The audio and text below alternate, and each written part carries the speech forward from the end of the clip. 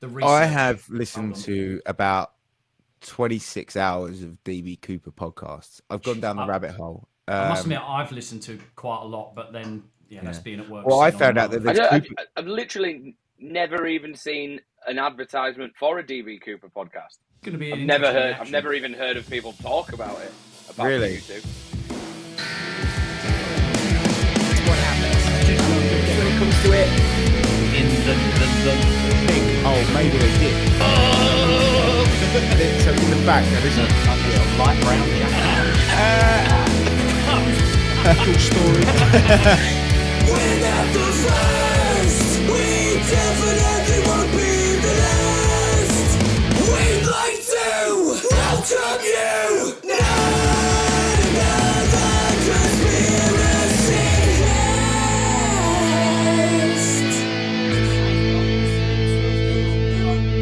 Ladies and gentlemen, boys and girls, welcome to Not Another Conspiracy Podcast with our man on the other side of the Atlantic over there, Dean Salter.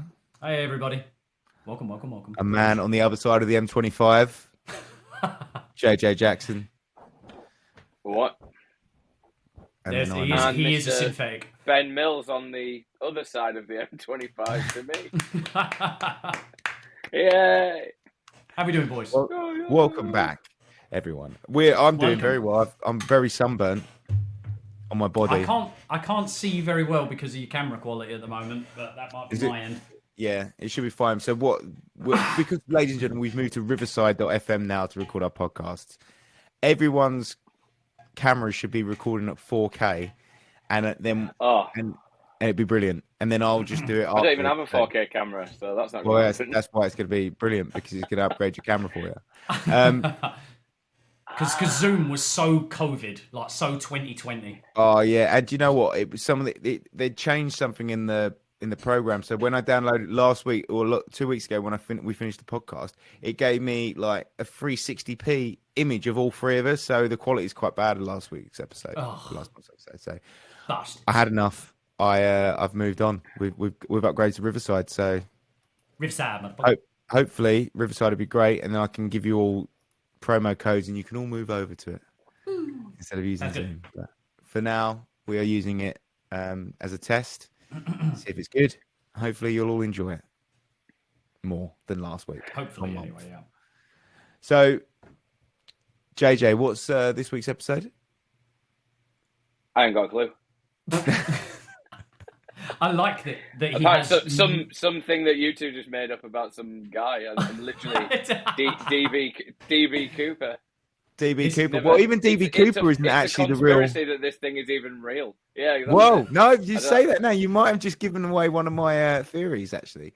But DB Cooper. Well, I haven't read your notes, so I haven't got a fucking clue about. I that didn't put it in either. the notes because I didn't want Dean to read it. Ah. So, yes, ladies and gentlemen, we are talking about the mysterious, unsolved hijacking by Mr. DB Cooper. And as Ben was saying, completely unsolved. And as well, it is the only aviation hijacking that I think is the only one as a recorded success by the perpetrator, and because it's never been discovered. But there's various details about that obviously I'll probably interject or we'll cover at least. Yeah, it's a deep one. Like, what I didn't realize when I started researching this is that there is there's a CooperCon that loads of people go to, and they discuss things, and they get specialist speakers in, and people like who have found evidence along the way. They come and talk about it, and you get psychologists in, And that's- handwriting people. and Like, it's- it's insane. And it's considering as well that the story basis as a whole, it's not like when obviously Ben's done heavier research, and me being at work when I've listened through loads of podcasts about it. A lot of the podcasts, there's not much detail like to the whole event, but to hear that there's actually a convention behind it and it is still actively being pursued, it's quite incredible, to be honest. It's insane. But have you noticed that a lot of it's like, I think it could be this, and that and I guess we're just gonna be another load of people saying that, like what we think, and you know, it's all based on like just There's a lot of theories. reaching. Yeah, there's a Yeah. lot of reaching, I feel like. And just looking at a few of the names that you have covered also, I'm very excited because with the podcast that I listen to, they really only focused on 2 names. When you mention them, that's when I'll interject and perk up a bit. But seeing all of these other names, and particularly, I see Zodiac Killer written there in the notes. That I can't believe how deep it actually goes for something that barely has. There's more evidence for 9/11 happening than there is for this. Yeah. So the Zodiac connections. Basically, I've been listening to a podcast called the DB Cooper Vortex, which has been going for about 5 years now. And there's episode. Each episode is with a different person with a theory, basically, or like they get special on. So the Zodiac Killer one is one of those very like, this is just a mad woman. but I'll go into a bit more detail of it like later because she also thought that he was someone else as well, which is quite funny. So in 1971, a mysterious man carrying a briefcase with a bomb inside boarded a flight to Seattle, Washington. Shortly after taking off, he quietly hijacked the plane and made a list of demands. A few hours later, after his demands were met, he put on a parachute and jumped out of the plane, never to be seen again. This launched a worldwide manhunt that lasted over 45 years and ended up turning into one of the greatest unsolved mysteries in FBI history. Even after all those years, strange theories and rumors still surround this individual. Was he actually a rogue CIA agent or just a disgruntled employee? Or maybe he never even existed at all and it was all fabricated. This is the story of DB Cooper. I just want to quickly interject as well. For people that aren't watching this video, JJ's expression right now is fucking outstanding. He's just, even with the glasses he's got on, just listening to those paragraphs, Ben, it sounds so... Oh, he hijacked the plane, got a parachute, and fucked off out the door. Like, just see JJ. Just So not immediately- moving. Have we piqued your interest? Immediately, all I'm screaming is it was a red flag so they could get high security on planes. Yeah. So they could put FBI agents on planes. Oh, Immediately, flag. that's all wow. I'm thinking. JJ, that is exactly where I was going with this later on, but like it's one of the Sorry. theories is, and I think is that it could be a false flag like to get, but unfortunately they didn't introduce it, didn't do anything with the TSA or anything like for at least till like the 80s. They didn't upgrade the things or anything. Might have stopped people smoking on planes because Right, apparently yeah. he smoked like 20 fags while he was on it. He didn't So, shoot 20 homosexuals, by the way.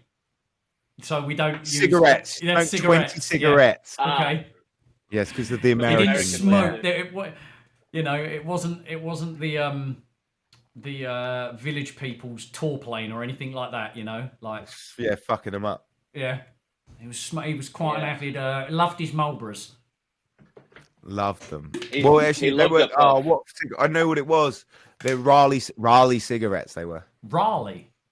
Raleigh, which is Rayleigh for all your English They people. steal Rayleigh all our cigarettes. names over there, didn't they? Yeah, Over and here. then even. change it.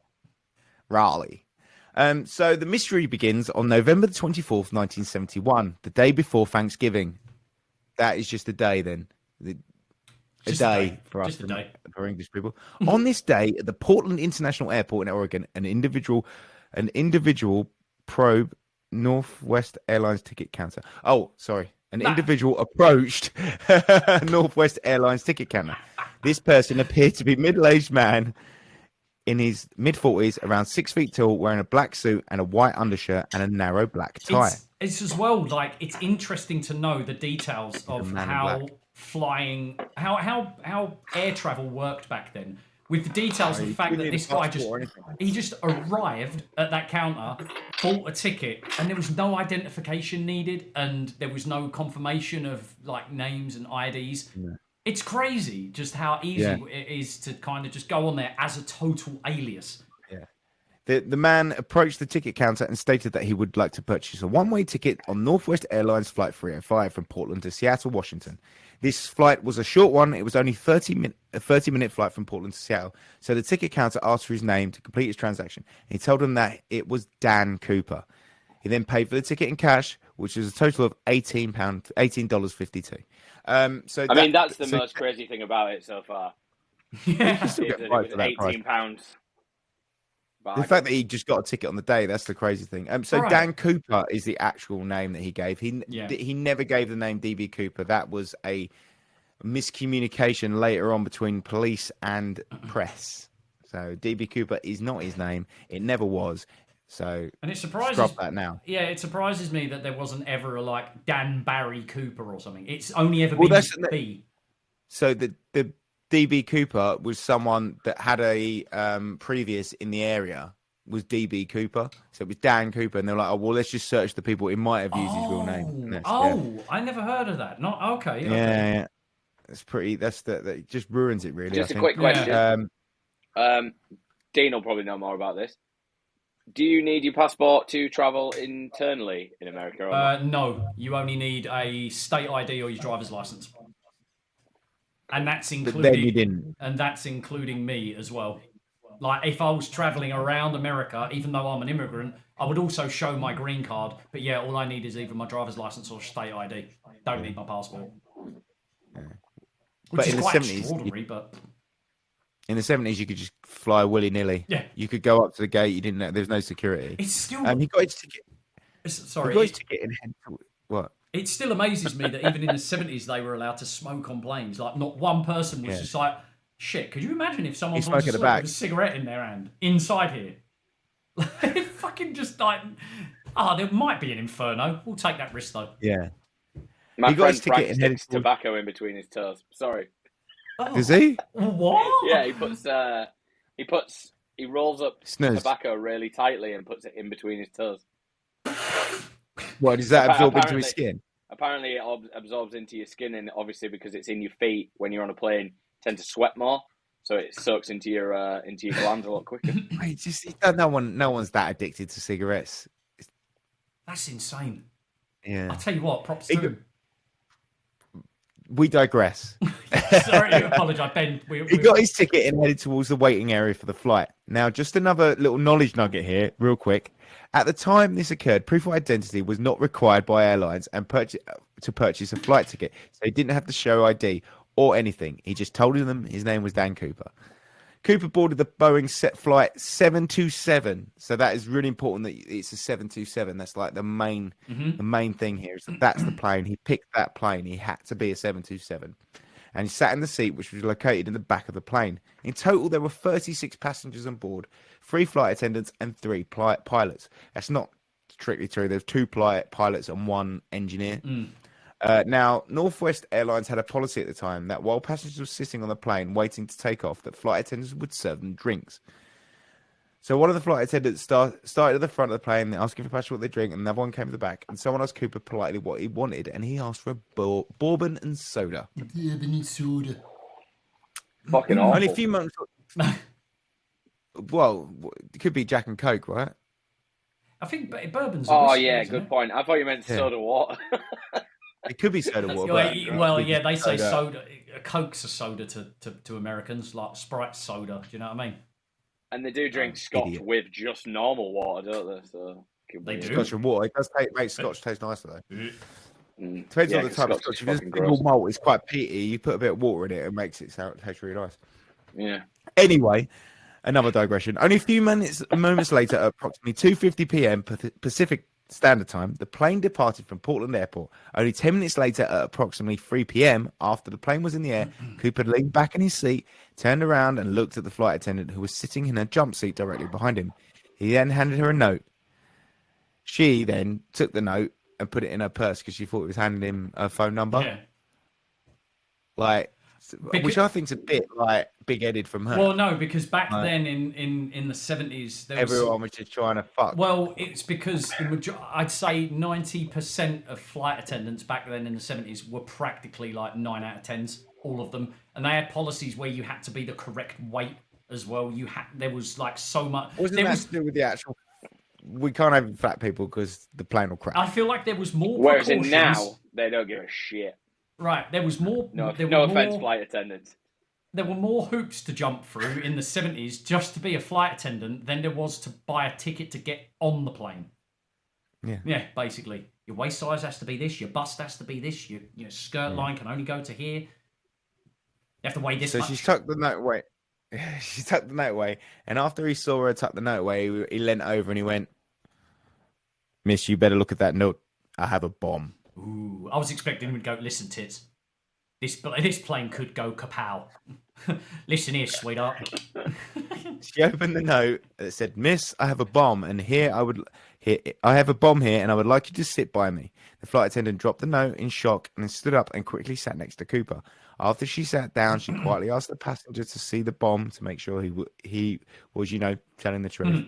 And Cooper lifted up the briefcase from his side, set it on his lap, turned it towards the flight attendant sitting next to him, opened it up, and inside there were 8 red cylinders on top of 4 attached to 2 wires coated with red insulation and a large cylindrical battery.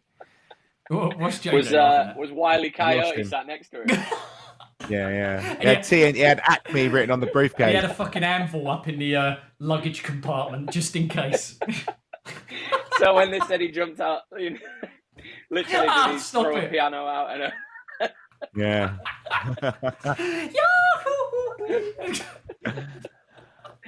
All right, it's only 4 more pages to get through, guys. Sorry. fucking hell. It's all right. It's all right. Cooper closed the briefcase and placed it on the seat to the right of him. He then told the flight attendant that he had a list of demands to write them down. His demands were $200,000 in American currency, parachutes.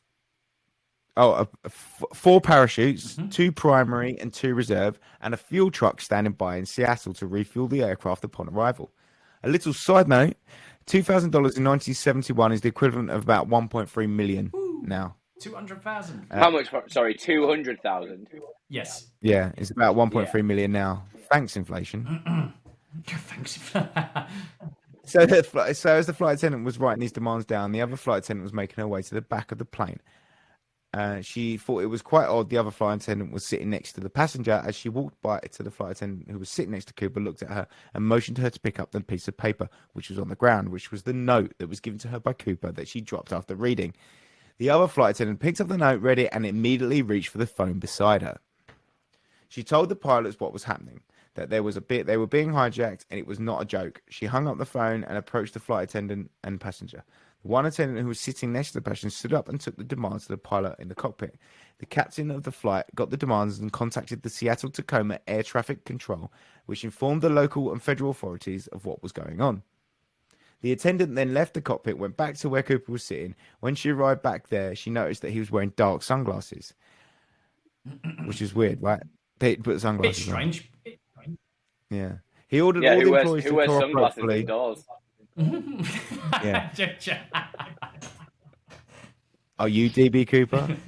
Glad you said that, not me. Northwest Airlines President Donald Nero got a call about it and was told to tell the employees to cooperate fully with the hijacker's demand and told the FBI and the other federal authorities he was authorizing the payment of the ransom.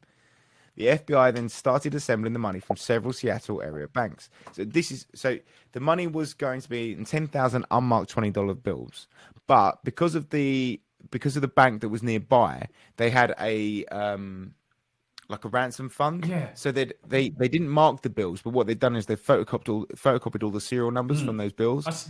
So it was a ransom fund that they were unmarked, but they could give them, but they would know what they were called. And it amazes me even back. It's crazy as well how America, the way of like they dealt with it, like because air hijacking was quite popular in the 70s because there were kind of ways that you could possibly get away with it, and banks would have like a side fund just for hijackings.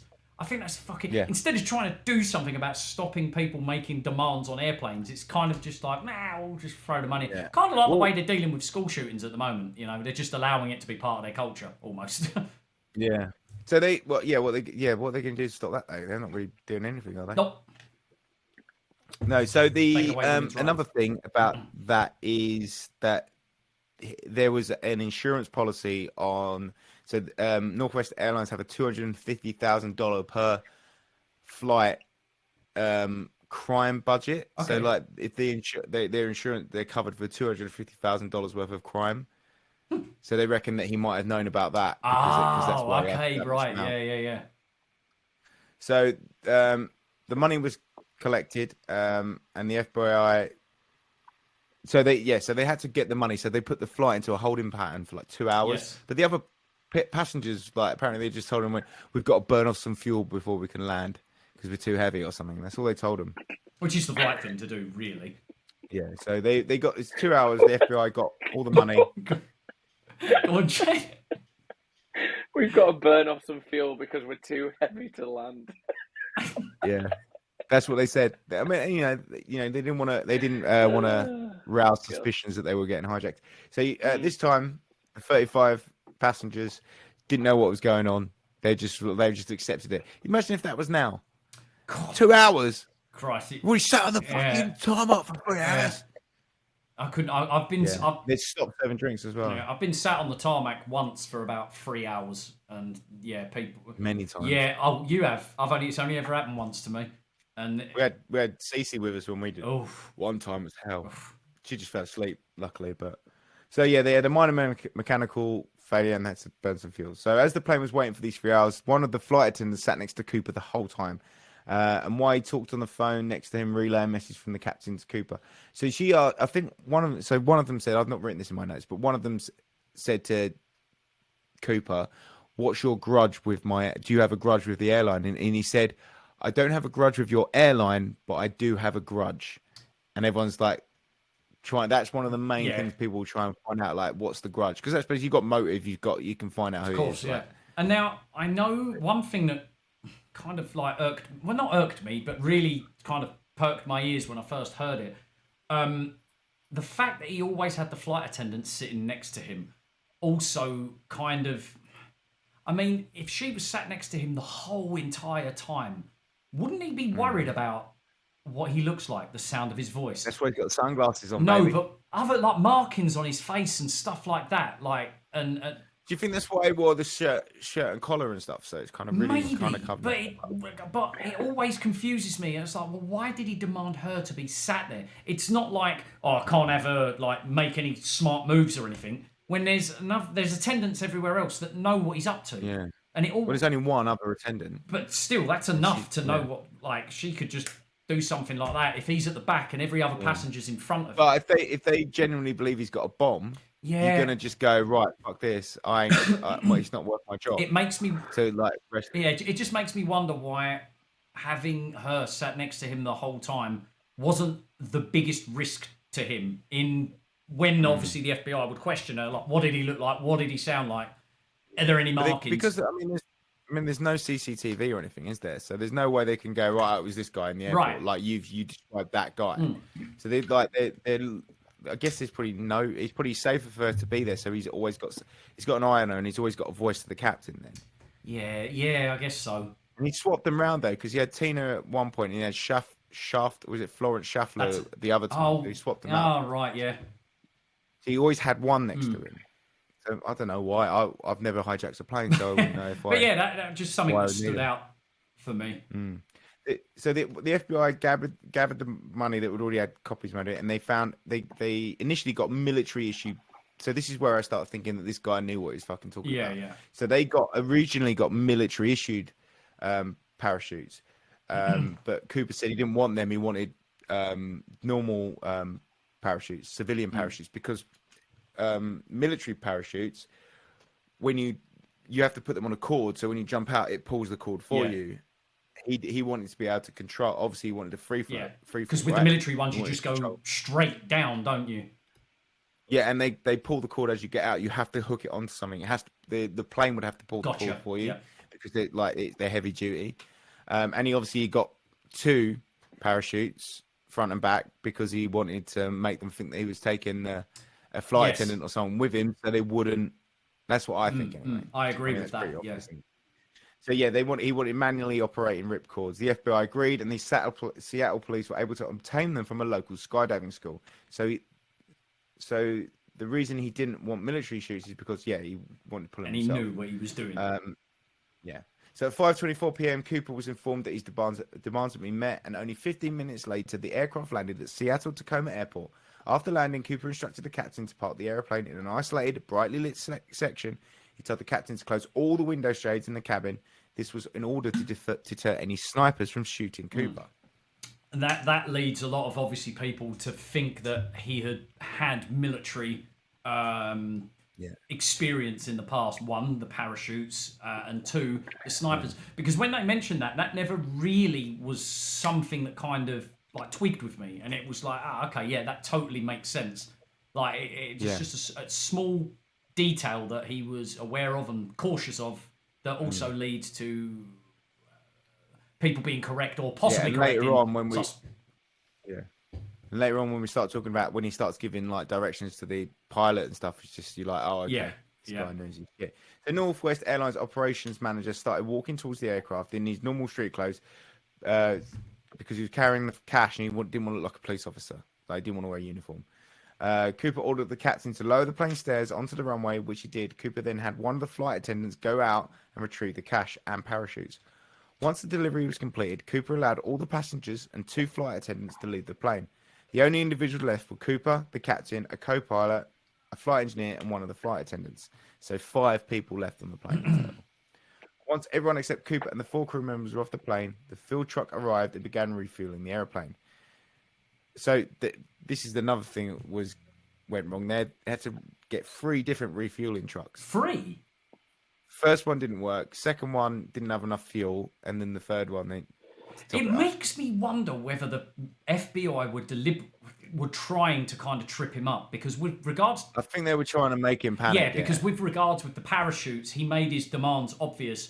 Didn't he get? Excuse me. Didn't he get 2 military ones? Because at first he requested one was 4 in total, didn't he? But there was something wrong. No, it was 2 primary, 2 reserves. So it was 4 shoots, but it's 2 sets. Basically. Right, okay. He got one. One was a military grade, but it was civilian, and the other one was a newer one. The other one of the reserves was fine, and the other reserve was a dummy. That's it. He jumped out with the older military one and the dummy chute. So that's what leads people to think that he didn't know what he was talking about. But when we get into that, I've got some theories on that that actually make him sound like he actually really knew what he was talking about. So once everyone except Cooper and the 4 members were on the plane, the fuel truck arrived and began refueling. During this refueling, Cooper spoke to the crew members. He told them that he had a flight plan, and they were going to fly southeast towards Mexico City at a minimum airspeed without stalling the aircraft, which was approximately 115 miles an hour at a maximum altitude of 10,000 feet. Yep. So Cooper also told the crew that he wanted the landing gear on the plane was going to stay deployed at takeoff. The landing position, that the wing flaps would be lowered 15 degrees. The cabin would remain unpressurized during the duration of the flight, and the aircraft has to take off with the rear exit door open and its staircase extended. So the 724 plane had a staircase built into the back of the plane that you could walk down. And that's why he picked this plane, so he could leave the plane easily. I'll speak about something. I was just about to interject something about no, because it's to do with suspects. So I'll wait until the particular one. So now the co-pilot spoke up at this time and told Cooper the aircraft could only fly 1,000 miles, which meant that they could need to stop secondary fueling before entering Mexico. Cooper and the crew discussed some different options, stopping in Reno, Nevada as additional. So they decided upon he wanted to stop at these certain places, but they said let's go Reno. As the additional refueling stop. At this time, all the information was being relayed to Northwest Airlines and authorities, who were agreeing with Cooper's demands, except for one thing. They told Cooper it was unsafe for the plane to take off with the staircase deployed. However, Cooper told them that it was indeed safe, so he knew the plane, and that he wasn't going to argue with them, and he was just to take off, get the staircase closed, but once it was airborne, he would open it.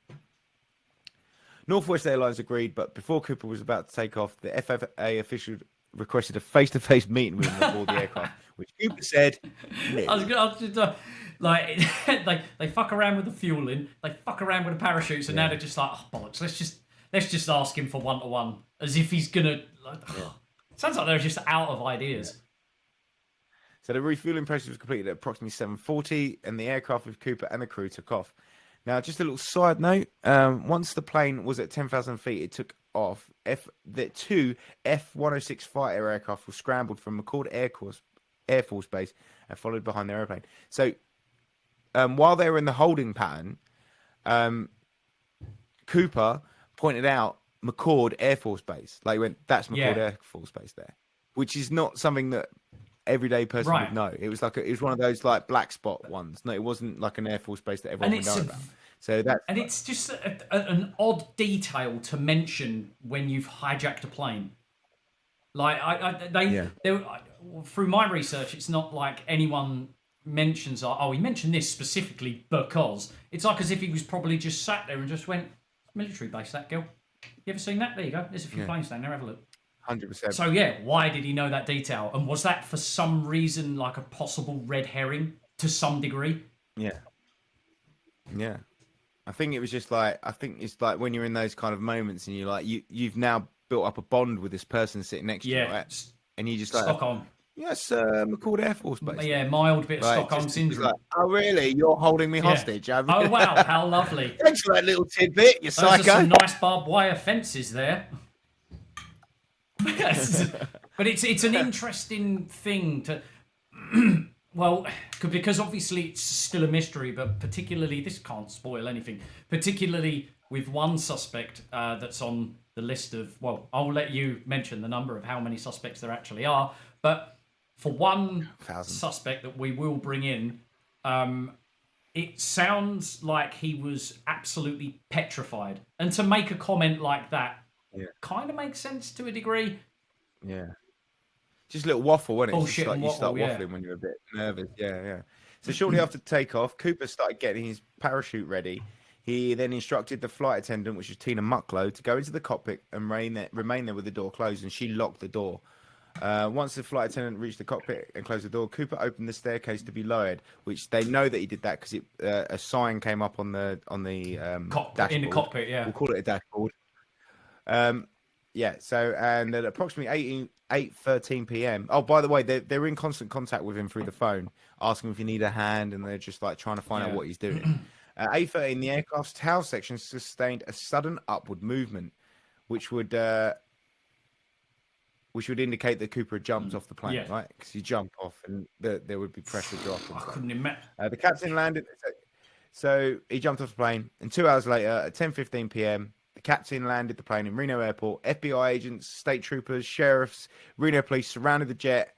They didn't know for sure if Cooper was still on board or not. And after a quick search, they had learned that Cooper had no longer on the plane. But the FBI agents did collect some evidence that was left behind, which was Cooper's clip-on necktie and 8 cigarette butts. And a handwritten note. And No, he took all the notes. He took everything back. Anything handwritten, anything. Like, he took all of it back. which is so He did bizarre considering the fact that he's had a flight attendant sat next to him the whole time. And like you mentioned, Ben, there's no CCTV. It's all composite drawings, people's witness testimonies, where we all know that in the moment, people can just make shit up left, right, and centre. And like I mentioned, to have someone sat next to you for some intense hours, and at some point you're probably just going to be like looking at him and photographing him with your eyes. But yet he takes handwriting. Because that's got DNA on it. But surely. the DNA don't matter because they had the DNA cigarette butts also. And DNA back then wasn't... Yeah, but so the cigarette butts, not only did they surprisingly go missing in custody, but apparently they did do tests on them and they didn't even get a blood sample. They didn't even get a blood type from the saliva. Like, but is that then? Or that's then, yeah. And then they bizarrely went missing. Well, that leads to some other suspicions. Yeah, so the FBI immediately opened an extensive investigation calling it Norjack for the Northwest hijacking. The FBI spoke with many of the crew members and had a sketch artist create portraits of the hijacker that were distributed to all news outlets and media across the United States. They also spoke with pilots of the F-106 jets that were following the aircraft and noted that the pilots didn't see anyone or anything jump out of the plane. For the first 5 years of the investigation, more than 800 suspects will come to the FBI's attention. That's bananas, man. The thing is, though, it was pitch. So it was pitch black and it was in a storm. So you probably wouldn't see a man in a black suit jump out. And if you're traveling at what speed were they traveling at? 105 miles an hour. But the F-106s had to keep doing loops because they couldn't stay that slow. So there's no way I think they. And there's most likely going to be a window where potentially both of them are blind for even a split. Especially if you're standing on the stairs of the plane and you can see, like, okay, right, he's there. Oh, he's pulled ahead right now. Because you know he's got to go forward and do a loop. So he's not gonna be able to. So yeah, I think there's plenty of time there. So after years of dead end leads, investigators did receive a break in 1981. A boy found an open, torn up package containing $5,800. It was buried along the Columbia River north of Portland, which is like I can't remember what it was called, the actual place. I've not written it down. The serial numbers of the 5,800 matched those given to Cooper. Which is However, the following extensive search, nothing further was discovered. it's So they found $5,800 of those the Right. money, but it was 10 years later, which is it wasn't degraded enough to have been there for Right. 10 years. It would have had to be yes, exactly, and that's because they did test on the rubber bands, and the rubber bands wouldn't have lasted 6 months, let alone 10 years. And it's interesting too because one of the biggest questions that I unfortunately didn't have answered in any of the podcasts and the research that I did and I know the reason that obviously he wanted them in damn it, what word did he use? Particular type of note, notes basically. So he wanted them in what's the word that he used? But he wanted them in money that wasn't going out of Circulation because that had happened on another hijacking, and that's how they caught the hijacker. So he'd done his research, and no, it was the Lindbergh baby. That's how they caught for the Lindbergh baby ransom. They put in some gold certificates, which were going out of circulation within a couple of months. So when those got used, that's how they caught them. So that's why he knew he must have known. Like he must have done some research because he wanted it in exchangeable or tradable currency. But that's what it was a really weird wording, but it was like the right because wording. it always could like. So how would he could still use the money, sure, but how would he be able to use the money and not think that he would be captured? Because if he's smart enough to know what plane he needs, to know even the details of the inside of the plane and all of these other little things, including the parachutes and stuff like that, I refuse to believe that he wouldn't have been aware of how easily traceable he could be with whatever note he's given. Because of serial So that numbers. makes me think. How would he use Yeah, this so money? I think he didn't. I don't think he did it for the money. If he did do it, I don't think he did it for well, money. that ties in with the fact as well. Why is somebody burying 5-6 grand's worth of the money in a remote place and it potentially being washed up? Well, it's just a beach, you know, like in Old Lee, you know, like when you look over the Peter boat, that kind of bit. It was something like that. So it was like in a small little bit of beach like that. And it was like they did all tests on the sediment and stuff, and they'd also dredged that river in 1974, and they hadn't found anything. And it also dispersed the sediment, so the silt levels were different, so they could trace how many years it had been there, and it would have only been there a couple of months, 6 months at most. Because of the layers, because it had, and then the money, they tested the money. This is crazy, right? So there's different types of algae that forms in autumn, winter, spring, and summer, and this had the spring. Like the spring stuff on it, and then it was then found in the summer, like 4 or 5 months later. It's insane that test and I they've think done it's. it. I was just simply going to say that it's intriguing of you saying that maybe he wasn't even spending the money because before he left or before he jumped out the plane, he even offered 10 grand to the stewardess that was sat next to him, didn't he? And she didn't take it. And like you said, saying like maybe he didn't do it for the money. Makes sense when it kind of really does make you think. He said he did it for a grudge, right?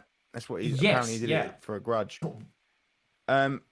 So the turns out that kid got half the money. He had to share it, so that he shared it with the insurance company, and got half for finding it. He sold one of those notes for $30,000. Smart kid. That's cool. That's pretty fucking cool. Yeah, but to be honest, a lot of them have. To be honest, I'd quite like a note framed on the wall, like for it being kind of historical. Yeah. For Well, that was at CooperCon. Like the guy took some to CooperCon and showed it, and he also gave little shavings of the money to scientists to kind of like test it and stuff. And that's how they found out that it would have been buried in the spring. That's so fucking amazing. That's incredible information. So despite it's crazy, it's so much like that. That's the kind of thing you're like, well, like someone's either found that money and put it there, or he's gone. Oh, they've can't because it would have been they probably gone. Oh, they've calling. They're like they've dropped down on the manhunt, or in 1980 the FBI said we reckon he's dead. So for then the money to suddenly show up like a year later shows that maybe he's like saying, Is I'm it not something possible? Is it possible too that he could have tried? Because $5,800 is oddly an odd kind of amount. If like it's not like it's a solid amount or anything. Could he have possibly tried to use that specific amount of money? Maybe his feathers got rumbled, or someone was just like, "Fucking hold on a minute, Yeah. these notes, something's moody about this." And then he was like, "I need to just get rid of these particular notes and disappear somewhere." I don't know. Maybe that's a possibility. Yeah, Tried using it and was like, "Ugh." I think it might be because there's loads of theories that it just washed down river from where he landed, which obviously is. but there's no wrong. way it could have. Yeah, it's totally wrong because he goes, no matter what jump zone, like there's two alternative jump zones that they think it was that were near rivers, and neither of them would flow the right way. And the only other way would be that it got dredged up by a ship. But then why isn't the money in? Why is the money not degraded more? Like it's insane. So despite an extensive manhunt and over a 45-year-long FBI investigation, in 2016 the FBI officially closed the case. And DB Cooper's identity remains... Dan Cooper. It doesn't say DB Cooper. It's wrong. Dan Cooper's identity remains unknown. And that's it for the story of DB Cooper. Now, that's just the tip of the iceberg. It gets way deeper. So, obviously, we've talked about the money. What we can talk about is the thing that gets people is where did he jump out? What was the jump zone? You know, the flight path, all of that all comes into play to kind of decide where he got out, like where it is. But JJ, before we go on to that bit, what do you think so far? I really don't know. Just like a guy jumps out of a plane. Like, I need the conspiracy element for me to like get The conspiracy, right? So first conspiracy that he was a CIA agent that was involved in the Korean and Vietnamese I haven't heard this. wars. Korean, or I'll be calling it Korean Hey. for now. All right. Both wars. So during those wars, they were using Boeing 727s to drop cargo and people into war zones because they looked like commercial, because they were commercial planes. They would fly them into like close to certain areas, and they could get away with it because they didn't look like army planes, so they could go, it's a civilian jet, and then CIA agents, paratroopers, cargo, everything was getting thrown out those back steps that only the 727 has.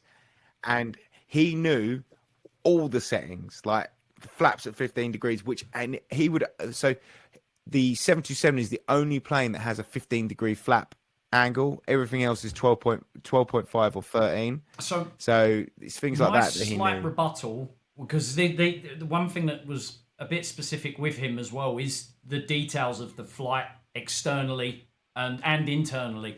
But I sat there and thought to myself that he may have known all of these details, like you said, the wings can only go 15 degrees on that particular plane, blah, blah, blah.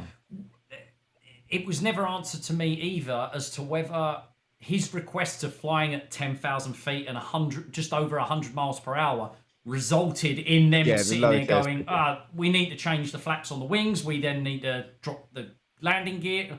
No, so apparently he went, this is it. This is what I want. Right. So he listed off the demands, like how he wanted it. Is there any conspiracy theories that link DB Cooper with Paul McCartney? Because the more I look at his photo composite, I'm looking at him because wings, and then he's in a band called Wings, and I was just like, I'm pretty sure Wings was probably around 1971. I'm gonna check that, but because the photo, Live and Let Die, the photograph of him looks a lot like Paul McCartney. Just saying. Well, Live and Let Die. When did Live and Let Die by Wings come out? Just imagine. Live and Let Die. 73. 73, but it was recorded in October 72. So a year later, it was recorded. So maybe it was like, I've got all this cash for Wings. Wings were founded in 1971. Just saying that. So you reckon that Paul McCartney is DB Cooper? Yep. That's my. It's another one. Stick it. Put his hat into the ring, mate. He's in there. This is it. It's not the because they reckon some people think Joe Biden might be DB What? Cooper. What? Yeah. Oh my God! Hold Yeah. on. No, that's one I didn't come across. I need to see. Holy shit! Actually, look at the picture. What? Mate, this is Mate, below my balls. Joe off. Biden, DB Cooper, mate. I can't. Yeah, side by side. Well, yeah. Okay, that's Joe Biden, DB Cooper, mate. Yeah, fuck it. Wow. Does the age correlate? Everything Hang on, correlates. right? There's something. So There's they something really strange here. So my friend Chris, I say my friend, I haven't spoken to him in a very long time, aka Rusko, the big drum and bass house DJ. I've just typed into Google Paul McCartney, DB Cooper.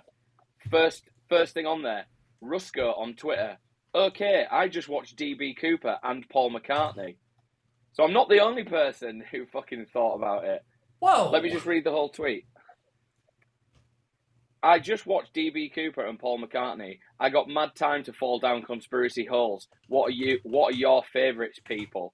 And that was in March 2020. Just saying. They're talking about they're talking about Paul McCartney conspiracy and the DB Cooper conspiracy, right? It's just a bit weird that they're the two that are combining them next to together. each other. It is very weird, yeah. And it's the top Wow. top reason. Anyway,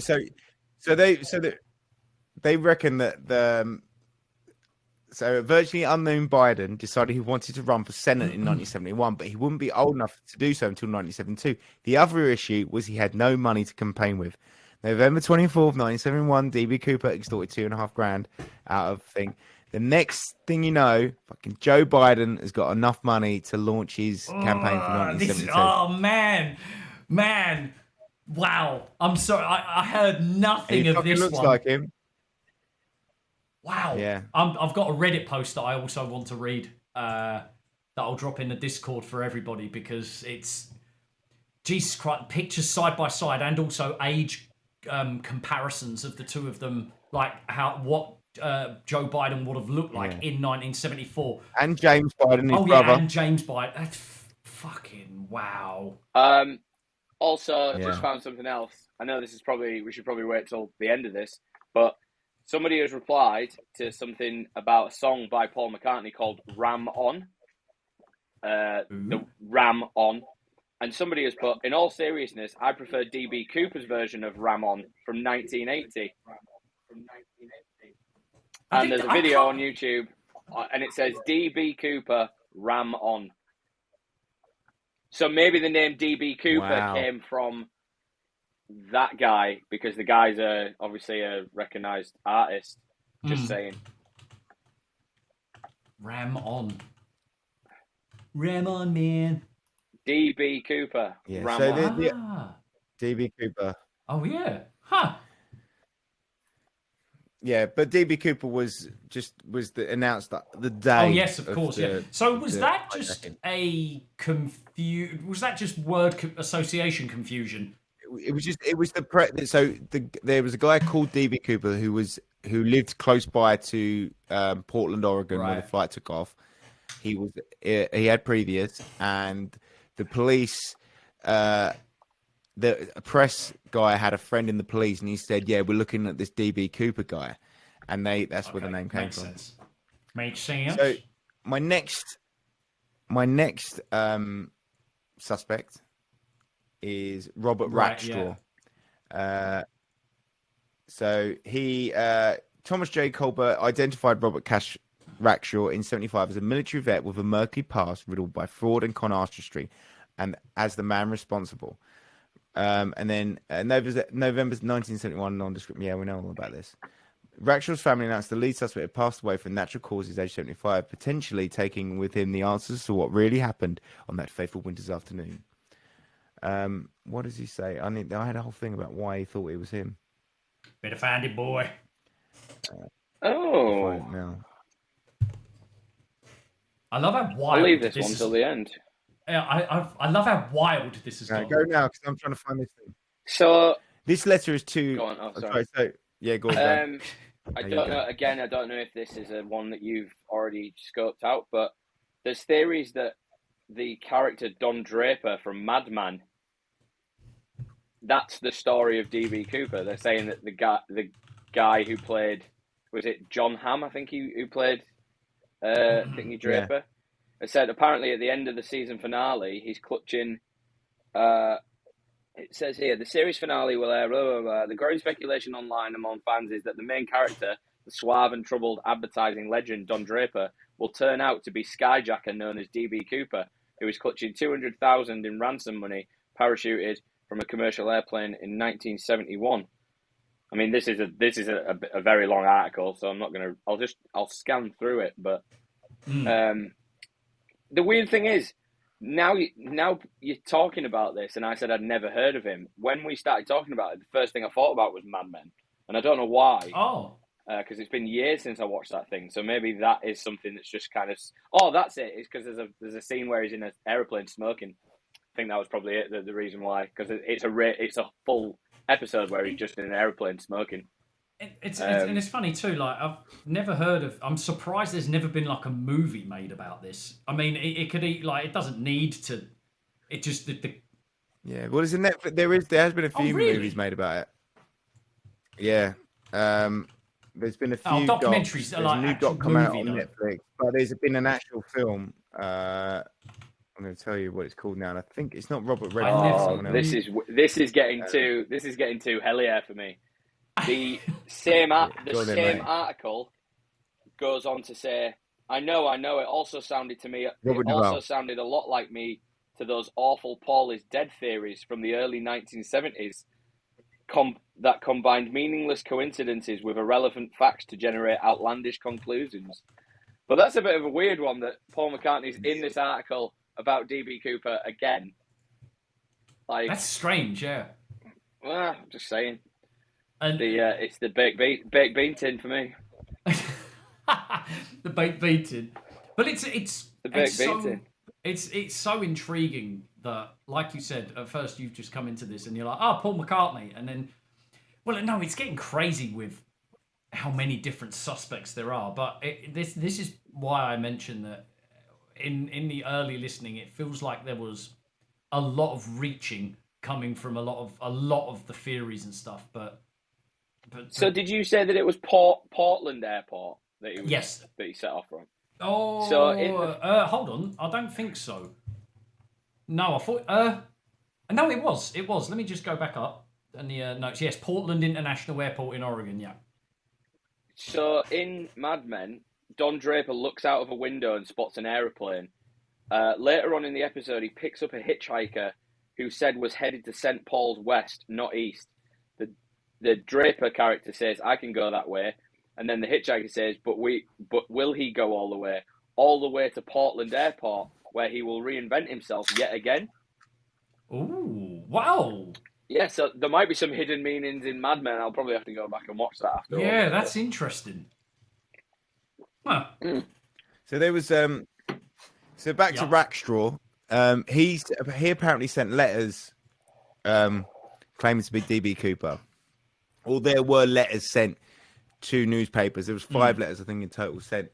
And yeah, so then this guy Colbert, who's a writer, journalist, he did loads of red fucking string like Charlie from Always Sunny, and he got to this guy Rackstraw. Repeatedly denied any involvement in the crime that gripped the nation, but last year admitted he had no denial anymore Huh. after his accusation, so he doesn't deny it anymore. Somewhere between set up, but I just want I had loads on this and it didn't save in the fucking thing. Oh, it's really annoying. And this is that Rackshaw. Yeah, Rackstraw. Let's move on. Richard Floyd McCoy. This one I So haven't this heard. guy. So Richard Floyd McCoy in '72, he hijacked a plane, a United Airlines flight, and parachuted from the plane over Utah with the ransom money. So he's done it again. I thought, but that one was solved then Um, in that case. Well, so they caught him because he used the notes. Well, yeah, exactly. Okay, so that still amazes me. What?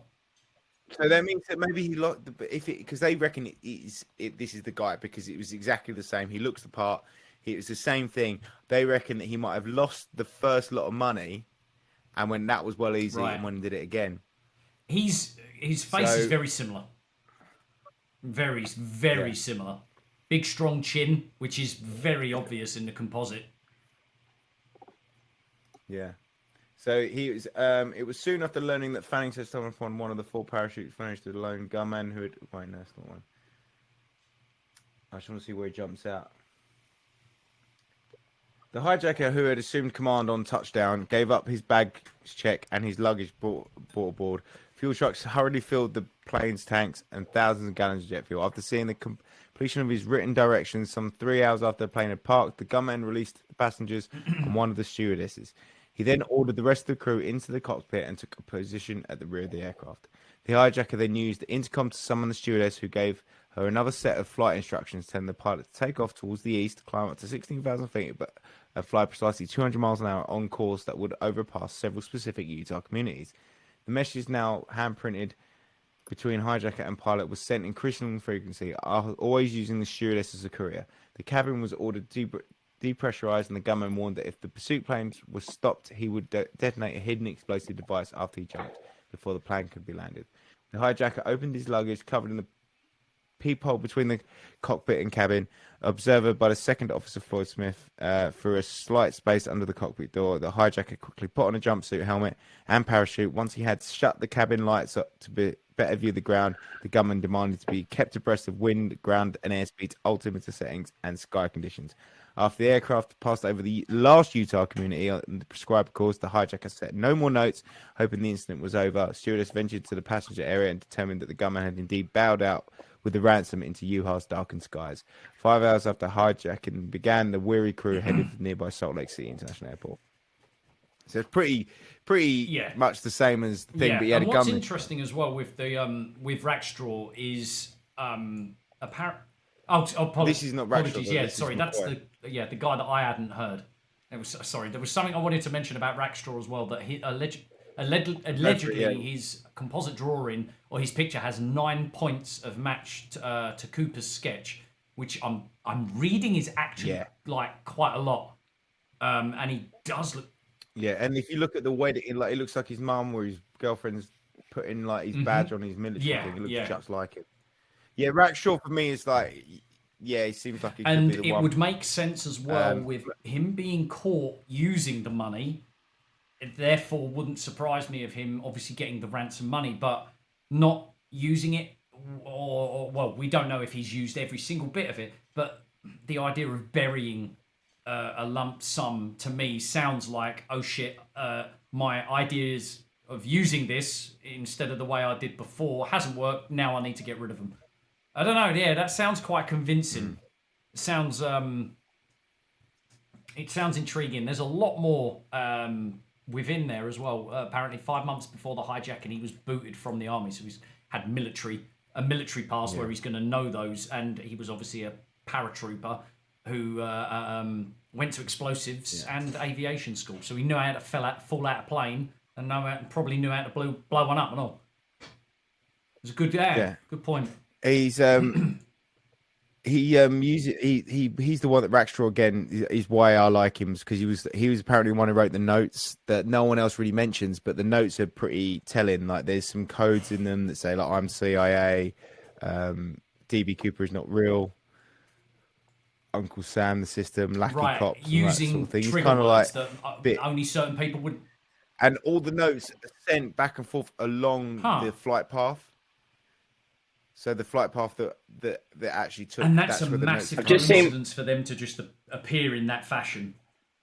I've just seen one that says, I don't know if this is the same guy, but it's something along the lines of, I didn't beat the system, I am the system. Is that the same one?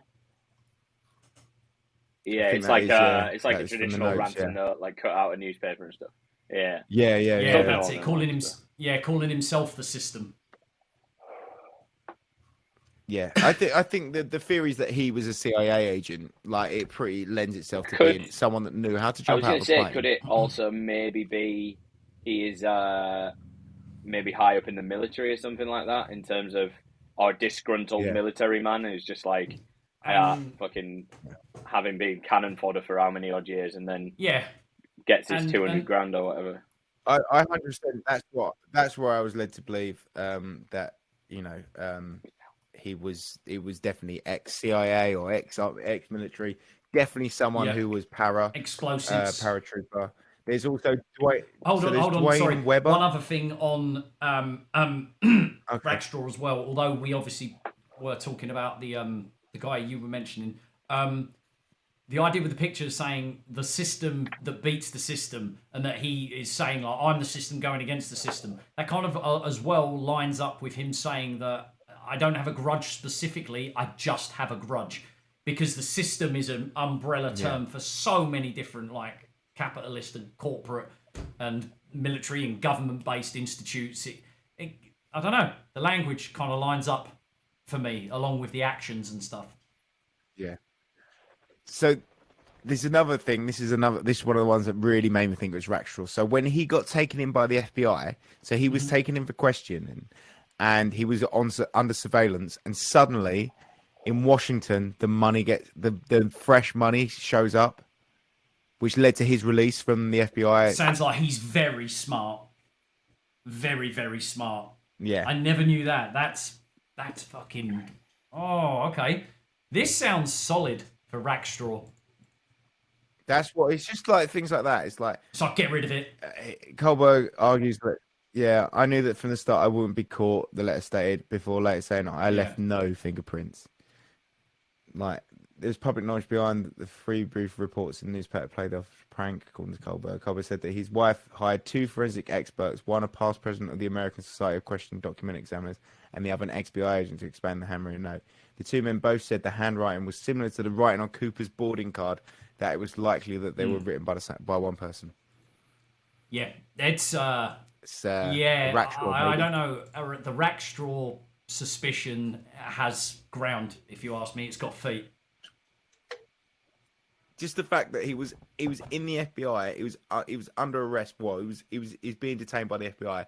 Suddenly, out of nowhere, money arrives in Washington. Get rid of it. On the beach. Like then, like that at that moment, like it's like go and bury some money Yeah. quick. They're gonna get me. Yeah. So there is a new documentary coming out on Netflix in 3 days from recording. So by the time you're all listening to this, you'll probably have a Netflix, which we don't know what No, their and outcome I'm is or what intrigued they're at that. thinking of. I know the fact that so there was a guy called Dwayne Webber who, on his deathbed, told his wife that he was DB Cooper, and she went like on a press run, like trying to get his name, like as this is the guy. But the only evidence was that she said it on his death. He said it on his death. Yeah, and also she said that he disappeared from time to time, like during our marriage, and tried telling me that he used to run with an alias, like, and she was like, oh yeah, he did disappear from time to time. Like there wasn't a lot to it. But like, yeah, but that you just remind me of like something actually there that the DB Cooper, the guy who was DB Cooper, there was never a missing persons report that fit that description. No. From any of those areas.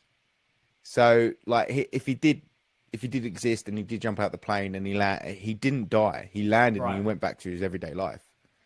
There was never a missing report. So yeah, I've never believed that he died on the way down already. I genuinely, That's the official story, there's though, obviously the thought that he did in fact die. Like, but obviously where this money was found kind of wouldn't make sense if he just fucking hit the ground and didn't survive, you know, or unless someone could have maybe found the body, found the money, and been like, ooh, and then it get buried. I don't know. There's loads of potentials, but yeah, he definitely didn't die on the way down, and it definitely to me isn't that Dwayne Webber. No, not at all. No. So that was a silly one. There's another silly one, which was DB Cooper was the Zodiac killer. In your notes, I saw this, and I hadn't. So, but also that the Zodiac killer would also have to be Stephen Stanislaw Jr. because his daughter believes that Caroline Stanislaw believes her father was DB Cooper, the Zodiac killer, and the Oakland County child killer. Her father, Stephen Jr., was convicted of murder of his father in 1979, but found not guilty by reasons of insanity. Caroline has spent years researching her father's crimes, but is still working on it. And if you have any information that can help her, That's in like he probably could have been Jack the Ripper as well. Who knows? Who knows? yeah. Well, I think this story has a lot of kind of like Jack the Ripper kind of vibes, where it's like A lot of invention. like the way there's so many suspects. There's no real evidence. There's no real there's just this these obviously with Jack the Ripper there's those 5 killings, but there's the hijacking that happened like this, and then everything else is just people going. Yeah, it could be so this. much reaching and so much hellier going on. Damn it, synchronicity. I feel like oh, he was this, Yeah. and he probably was that murderer and that child killer. Like, it's quite a lot. Yeah. Quite. It's just quite people rich. trying to tie up Cash loose in. ends, and it's a lot easier just to be like, "Oh, we've caught them all, lads." But he's dead now. We've called them all. We've caught them all. Well, I think he's definitely dead now because he would Oh, be God, about yeah, 90. yeah. Well, if the theory is that he's Joe So Biden, he might as well be. Yeah. Yeah. The Juiced guy's up to a high fucking- heaven. Mate, that is embarrassing. So there's obviously you guys, if, like people listening, you should definitely check out. There's a website called citizensleuths.com, and it's all about like the DB Cooper thing, like what they found, all their conclusions and stuff. There's loads of images. There's loads of great stuff on this, so it's really worth checking out. But they don't really name any real suspects, so it's just a good place to go if you want to research this yourself. Start there. So yeah, I think that woman, she just wants her Yeah. dad to have meant something, because he was abusive. He wasn't a nice guy. She didn't know him. She all she knew is that he killed her granddad, and her mum was like, he's a bad man. And then she's obviously backtracked and gone through it and tried to make him Zodiac killer, DB Cooper, this child killer. Like she's just trying to find something Yeah. important. Her dad's Yeah, be no, I important. That's agree. what I see it as. And it's fair enough. Like you want to find some kind of like, you know, he may have been a bad man, but you know, he In was some important way, yeah. for some reason. But yeah, so I listened to her on the podcast and I was like, you're a fucking Just psycho. trying to create. Go on, sorry, mate. Right. And I think we'll do one more suspect that it definitely isn't him, but it's so Paul McCartney. compelling. Like the story. No, we've done it. We've done him already. Talking of, It's yeah. This is Walter Walt Wrecker. Now, this guy, when I listened to this podcast called Yes, Solved, yeah. the DB Cooper mystery, I was convinced it Me was too. this guy. This is like, you know, born in September 20, 1933, orphan, daredevil, former barber, and sometimes clandestine agent. Believed it was better to be dead than poor. Polish heritage with Catholic roots, chain smoker. Walt was unique Walt was unique in the way that he was rescue and survival specialist as a member of the U.S. Air Force Pararescue 305th Air Rescue Squadron. Pararescuers believed some of the toughest discipline all military special units. They routinely reject Green Berets and Navy SEALs. And the 305th unit holds significance as Cooper went on to hijack Flight 305 to Seattle. But I don't think that has any significance, to be honest. But his story Yes, is yeah. fucking brilliant. And you know Well, quite a lot about this I one as read. well, right? Well, his story is the most compelling, but there are some there's some elements within his story that to me sort of didn't line up. He wasn't a drinker, for one thing, and he ordered the bourbon and soda or whatever. You can put that. He You only had, could like, put two, that down so- to nerves, but at the same time, I would assume if you're pulling off a stunt like this, you want a clear head, and you not being a drinker, drinking a bourbon, that's. Whereas I'd need yeah, a drink, yeah, I think. but And that's the trouble. So- I need a stiff drink. firstly, what is it that really convinces you that this guy has a good point? So I won't talk about. So he had such a clear lot. memory of from landing and getting to The the calf, and getting to the in the I-35 the or overpass or something, I-35 wasn't it? I-55 whatever. The overpass, the bridges, and he also he knew that he had to follow this road, and he gets to this Service station with a calf service there. station. He doesn't know where he is. He's soaking wet, right? And he gets there, and there's witness testimony to say he got there. He was soaking wet. He was carrying a bundle under his arm, and he asked a guy who was just in there to go and get him he was going to ring his friend and he was going to give him direction to come pick him up. The bit, And he did. And then they did all this information. They found the guy, and he goes, That's "Yeah, what I remember got me, it. yeah. I remember it like it was Because- yesterday. He walked in soaking wet." yeah, because I was like, that "It's him." interview that he was having with his friend on the phone that was recorded. We're talking about Walter Recker at the moment. He spoke to a friend for a documentary. Yeah, and he was talking to his he friend had Carl. explained for the listeners and the viewers and stuff, what had occurred. Walter Recker was recounting his landing and his journey on obviously getting back to civilization safely. What is so compelling about this, and I can't debunk it, is he gave a description of the man that Walter requested to give his friend his ride over the phone to tell him where he is, because at the time Walter Recker claimed he had no idea where exactly he was. He just come across this truck stop or this like service station sort of thing, asked to use the phone in there, and then pointed at a guy and was like, "Can you tell this person where I am, please?" And the description that he gives to the documentary makers of a guy that drives a truck, wears a cowboy hat, and also had a guitar and plays music, country music. Yeah, he was going to play a gig, and he yeah, drives a dump and truck. The documentary person manages to locate the area of where this service station was. The service station was no longer there anymore. However, he went. Yeah, he had Burned then down, found yeah. the closest one. Spoke to someone working in there. Yeah, the woman. Yeah, just spoke just to the a woman person on the phone. that was working at this other service station and said, "Do you recall a place that allegedly looked like this? It was a service station with a canteen." And the guy was like, "Oh yeah, that burnt down about 4 or 5 years ago, or 10 years ago, or something like that." To which then he says, "Do you remember anybody? Do you have contact with anybody that used to work there?" And as Ben mentioned, the woman from the cafeteria was obviously still alive.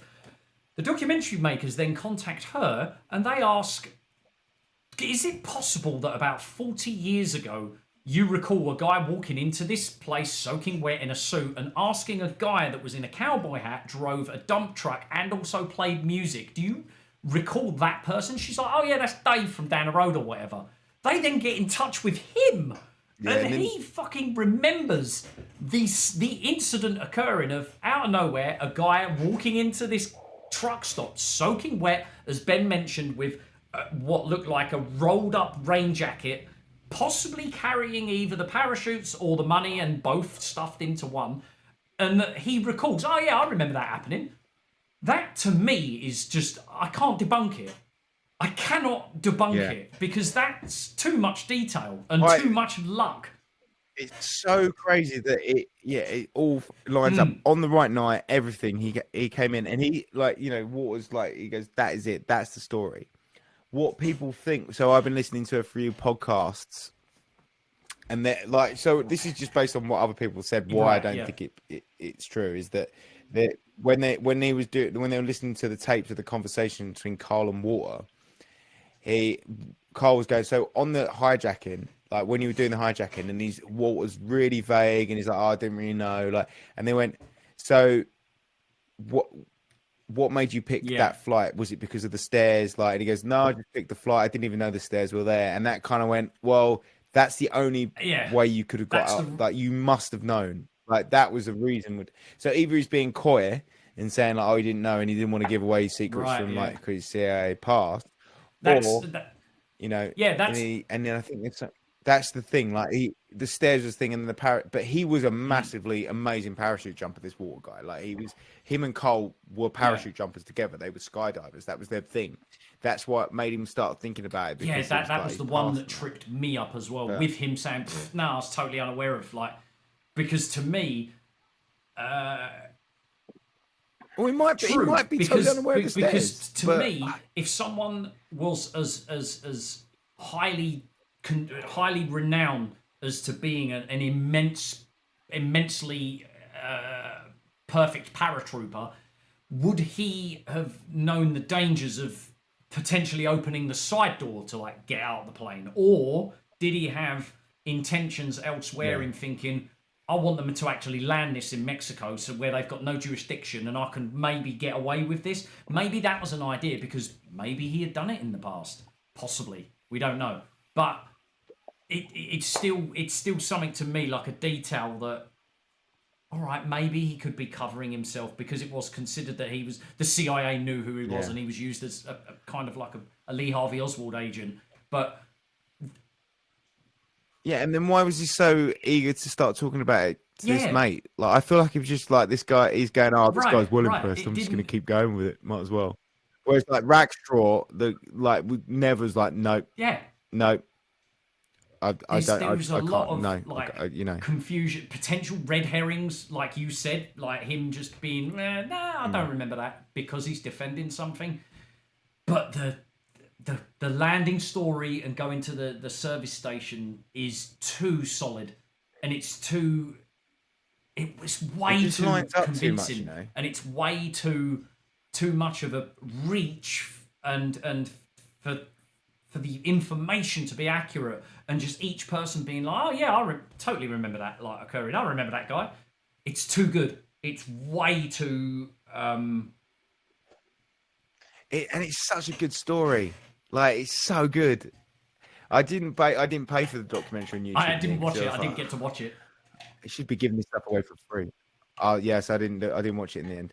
So there's another guy who's this. So this guy, Schaffner, or Schaffner, one of the flight attendants, said this was the guy. She picked his picture out of a lineup. So this is Kenneth Peter Christiansen. In 2003, Minnesota resident Lyle Christensen watched a television documentary about the Cooper hijack and became convinced that it was his late brother, Kenneth.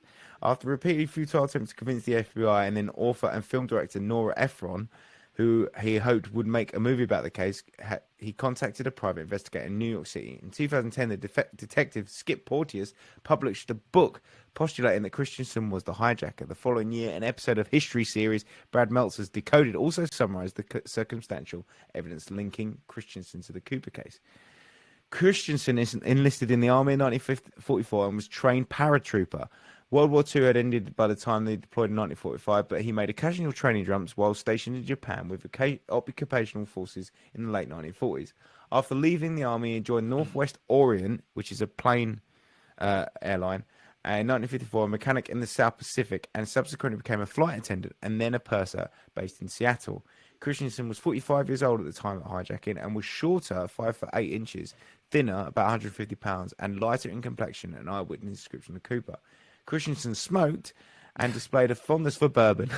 Schaffner told a reporter that photos of Christensen fit her memory of the hijacker's appearance more closely than those of any other subject, she has been saying, but could not conclusively identify him. Despite the public... Like, people sitting there going, oh, he was 2 inches smaller, he weren't 6 foot, he was 5'8".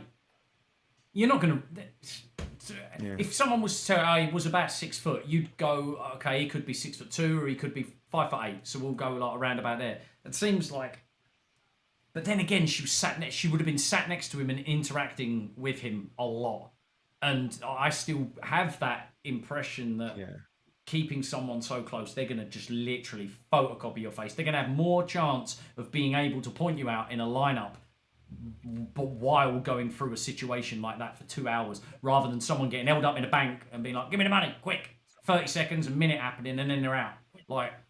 The complexion, his skin was a little bit lighter. Like, could just be because of the light in the bank or whatever, like, or in the plane, you know.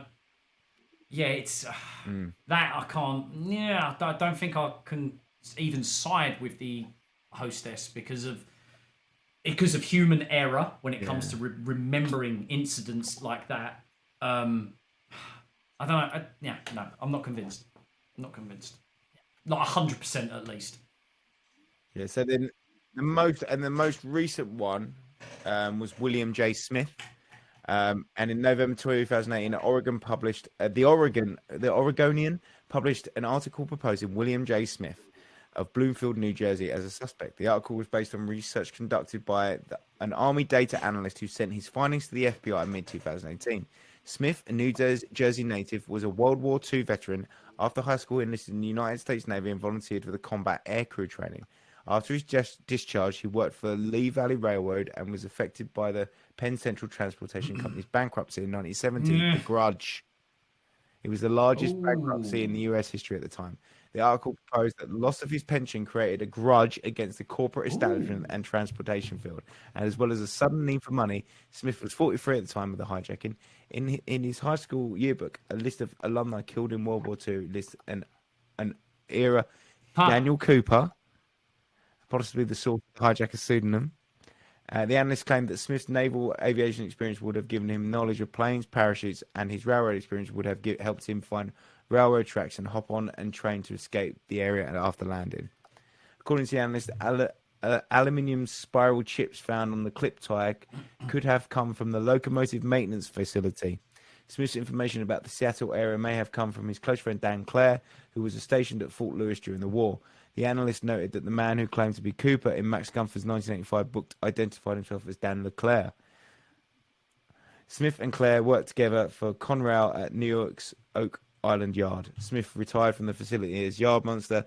The article noted that a picture of Smith on the Lee Valley Railroad website showed a remarkable resemblance to Cooper's FBI sketches. The FBI said that it would be inappropriate to comment on tips related Now, to Smith. that's pretty. excuse me, that's pretty pretty good because that aligns with my interests of the quote that JJ brought up, like beat the system, I am the system sort of thing. And excuse me, Jesus Christ, that weed has dried me out. Cottonmouth. Yeah, the idea of being against, like, not, I don't have a specific grudge, I have a grudge. And it can still be an umbrella term, like, all right, this company that had the biggest bankruptcy in US history at that time, and him being a casualty of that, it can go further up the chain. So the idea of him having a grudge as nothing specific, but maybe capitalism itself, kind of that helps me side with, what was his name? William J. Smith. William J. Smith. I've just put you in the chat. Okay. Some pictures. Well, if you scroll down, you see a picture of him. Whoa! Like he looks No, just he's like a bit him. bigger, Mate. but wow, that's Oh, whoa, yeah, Yeah. interesting. Yeah, So- his that composite is almost identical. Even the gaps of the eyes, like Very how close. wide they seem. Wow, that's Yeah, and I interesting. mean I'd like to- his nose is like a nose of an old man, like when they drink Mm. a lot. Yeah, true. Yeah, exactly, Actually, I yeah. didn't think about that. That's an earlobes. His mouth Big is earlobes. his mouth's the same as well. He's got that kind of like little Yeah, the smirk. ears, the hair. Yeah. Yeah. Thin, Snake lip, lip. thin lips. Thin lips. Yes. I'm. Ooh. Yeah. It's just so like it could like that. That for me is like pretty. That is a good one. It's a pretty good one. It's a new one that I didn't really get into, but that is a good Wonder one. if Didn't get that into will one that much will when clearly it be came to brought it, into the when I came to my to the research. doc Netflix. Absolutely. Well, that's yeah, the thing, yeah. we've got the I'm going to Netflix look thing forward on to it, looking into that one because it's brand new. Yeah. So Yeah, I'm looking. this is my last theory. DB Cooper. I want to didn't know. exist. This is just too outlandish. Too outlandish. No one except for the flight crew saw DB Cooper. No, they didn't interview But there any of the wasn't people many. on board. None of them went, "Oh yeah, I see him." There were still 35 people that could have gone. They must have taken. So hang on a second. I thought you said they interviewed let the 5 people on people board. off, and then it was only left with the one. No, they let All right, 35 okay. people off, Ah, and then there yeah, was only yeah. 5 people left. No, they let 35 people and 2 flight attendants off. So they let 37 people Inside off. job. So that no one's inside job. I reckon Yeah. it was a flight crew. That I reckon they all got together and they went, But I where reckon would we they could have take it put? for 200 grand. Where did they put the money? mate, you can. There's so many little cubby holes on planes that you And can they had hide an stuff. engineer on there, You can didn't stash they? stuff. They probably didn't. Yeah, they had an crew either. engineer on there, and there's a specific Yeah, that knows had a that. flight engineer. One fact that was brought up on a podcast that I was listening to with the research, that they were saying that the engineer is sometimes one of the only people that knows certain sort of areas of a plane for specific reasons, which was quite interesting. So that actually kind of Yeah.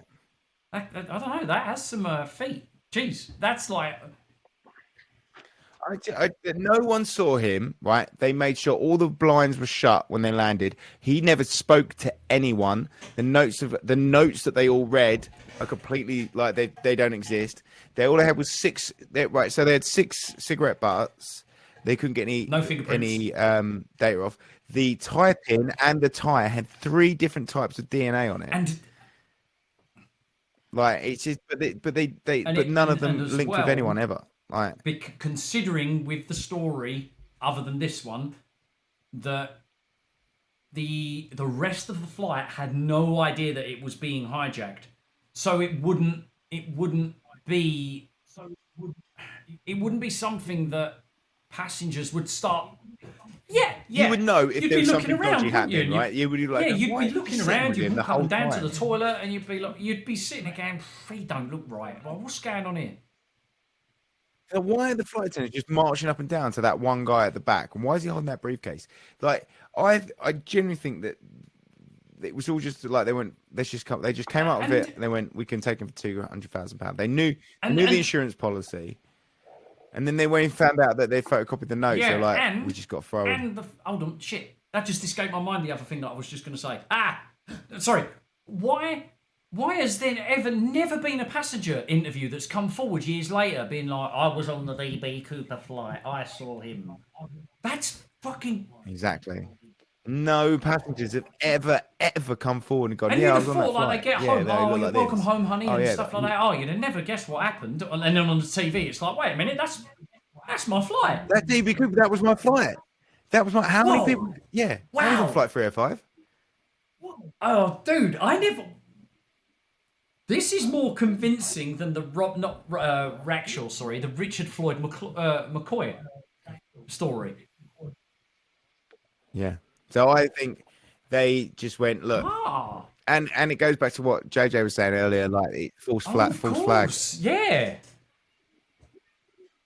Like, and like very soon after, did they start putting in place mandatory And it universal would make searches for sense passengers as well because the flights? staff members that would be working throughout this era where hijackings were immensely popular and banks put aside like millions of dollars just in case like stuff like this happens, they're gonna Yeah. yeah, And they they're knew gonna about know it. every They knew single all the intricate protocol. detail of what happens and how they could possibly get rid of. Look at all these people getting caught. They have no fucking idea what's going on with this plane. Like, holy shit! You've convinced me, dude. What if he's an enigma? What if he, what about the hijacker that never existed? There's been a hijacker. He's jumped off the plane with the money. They all knew, like the pilot knew the wing flaps. He Right, knew what yeah. it needs to do for someone to jump out of that plane. He knew. And the what to Jets say. never saw someone. They went, just say he said this. Say he said. But where we're sitting there Never saw going, oh anyone yeah, jump. but they're in jets and you've got to circle round and da-da-da. But then when you've got to look at it in a positive mindset, you've got to think they're going to be instructed to not lose sight of that exit. Like if you're maneuver, you see when Yeah. they're doing It, tumbles, like- you see, And you see he was pilots jumping out into a tumbling. They're looking storm. above their head and everything. Like they're looking everywhere, so they could circle around the plane and keep an eye on the exit at the same time. And the parachute would have been white, so they would have been able to see the parachute. Surely Yeah, as the well, parachute, they would have there'd be seen. something on a plane you could just stick in a briefcase that would have a tracking device on it and just throw it out of the plane.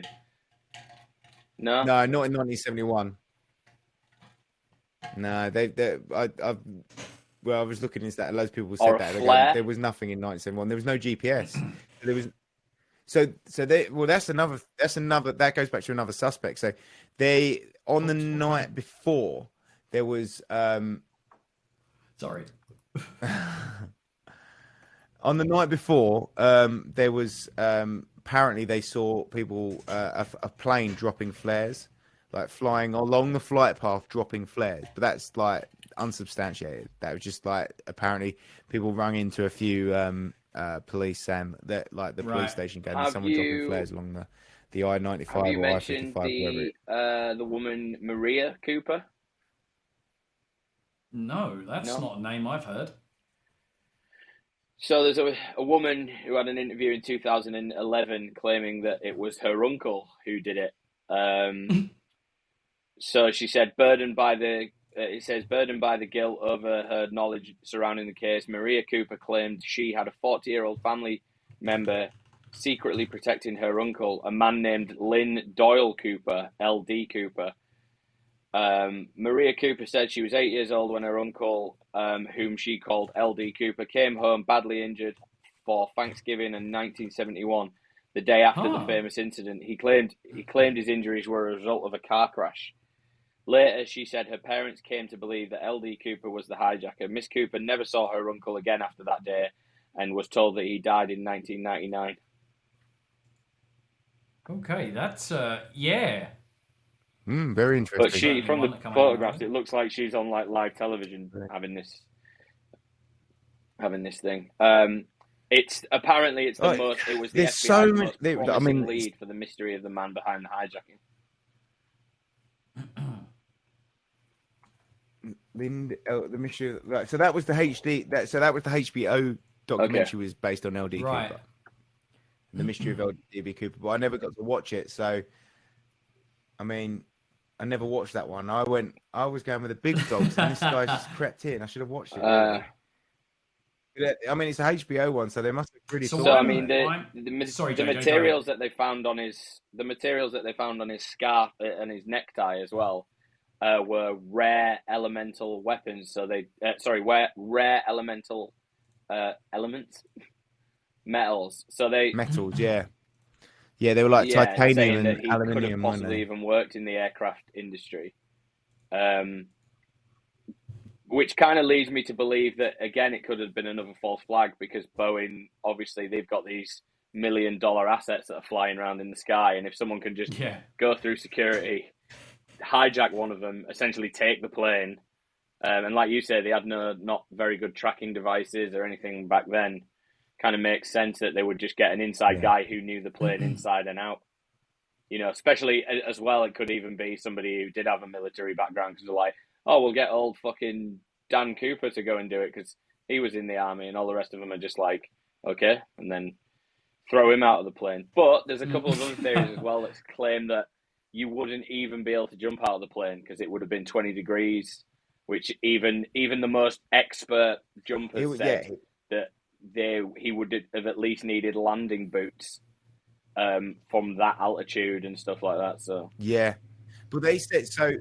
So this is where so that one of the reserve parachutes was a dummy, and this is where they think that he used this because they reckon that he tied it around his waist and had it hanging below him, so he knew when the ground was coming. So because it was pitch black, he knew when that would hit the ground before he would, so he'd know when to like do a proper roll.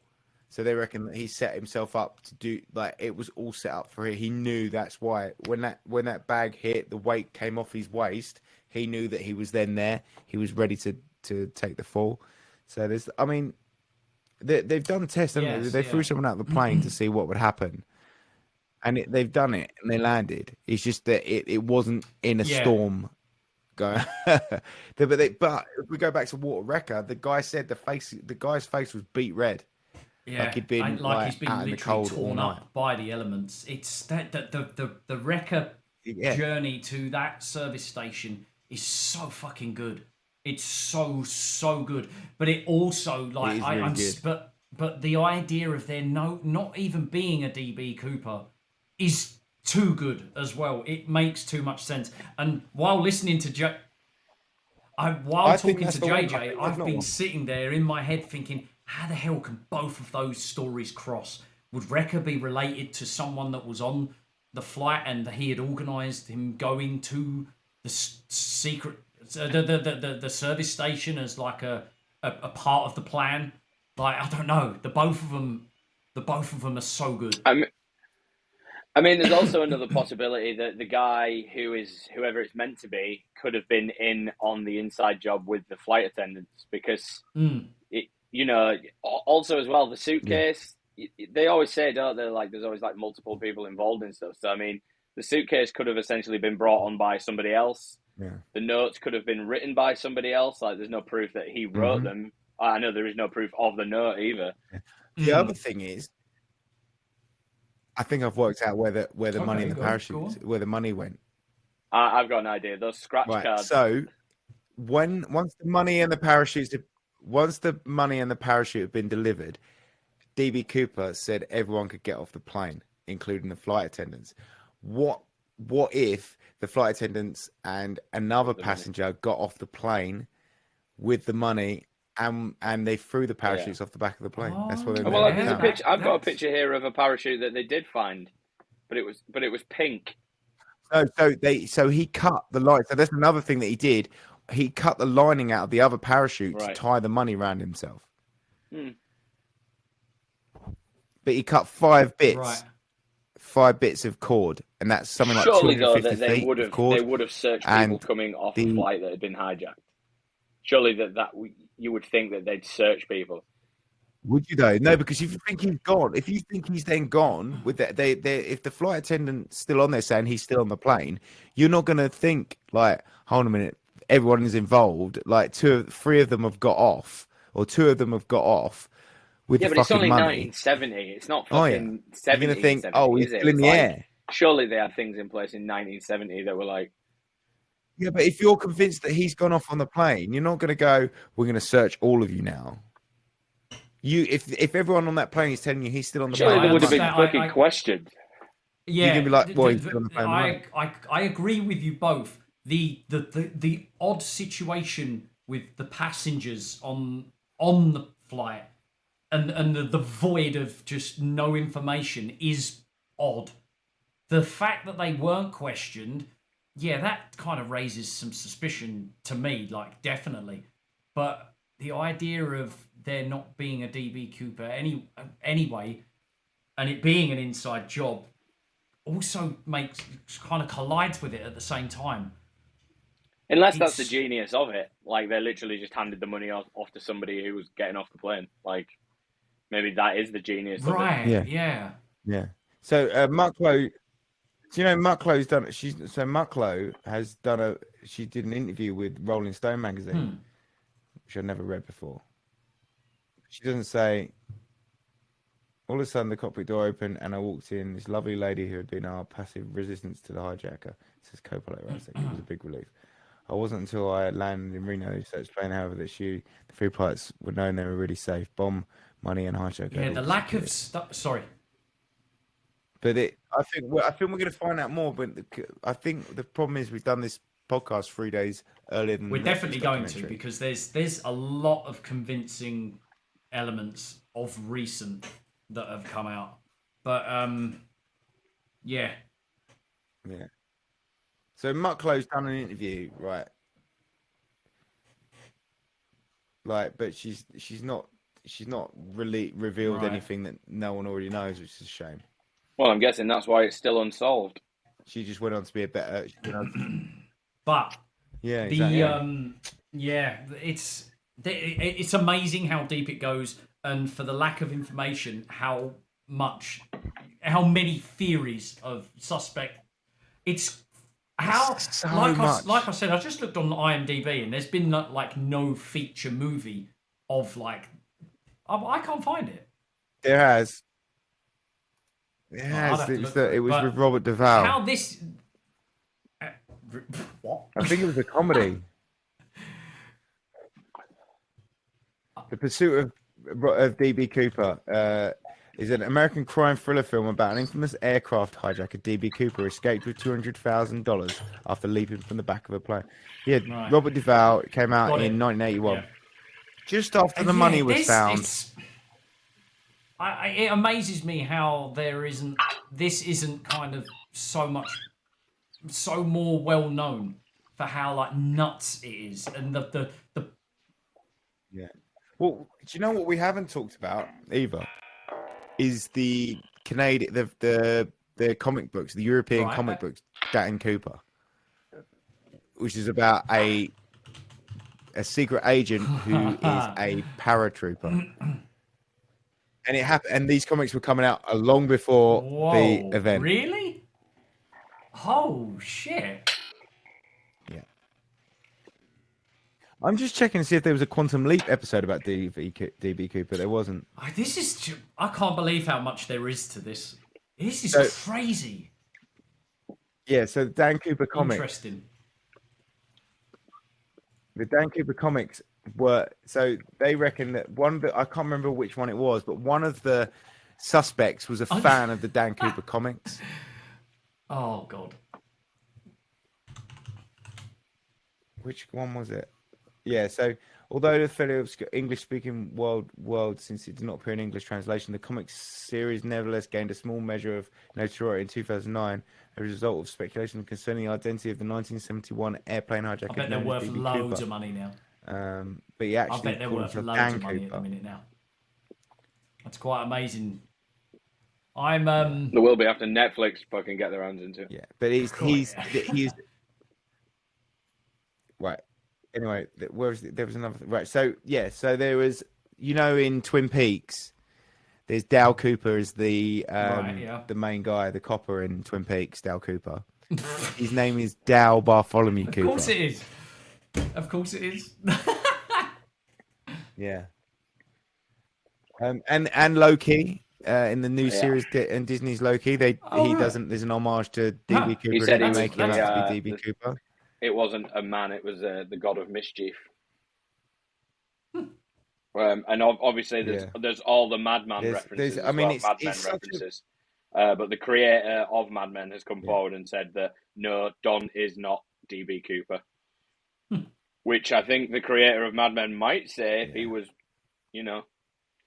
trying to hide Maybe. something. Yeah. Because I mean, obviously, those guys were like some of the richest people in New York. Like, Mm. oh, Oh, no. Ben's just suddenly disappeared. Ben's Ah. gone. Ben And DB he had- Cooper. He's just been rumbled. Someone come behind him. Or they use the. Nope, he's back. No, he's Well, you coming got back back. in, listeners. Something happened there. We will Weird. be with you in a moment. We need We're Ben back. here as he's got the other document that he's reading from at the moment. There he is. Yeah, so hopefully that first one saved. He didn't fucking lose everything. No, me and JJ were still here and it's recording, mate. Sweet. Yeah. Okay. So we're back. Yeah, so I mean, even Kid Rock mentions DB Cooper in the song Bad with a Badder. He does. He does Bar talk about DB Cooper's Bar Witterbar. Bar- He mentions How have I DB never Cooper's heard of in the this? song. Like, That's what I'm saying, I dude. feel like I've been living under a rock of this my whole life. It's such. This is like one of those. Like this is definitely like a synchronicity thing. Like it's one of those. This is one of those events in time. What were we talking about when I was talking about events in time that have to happen? JFK.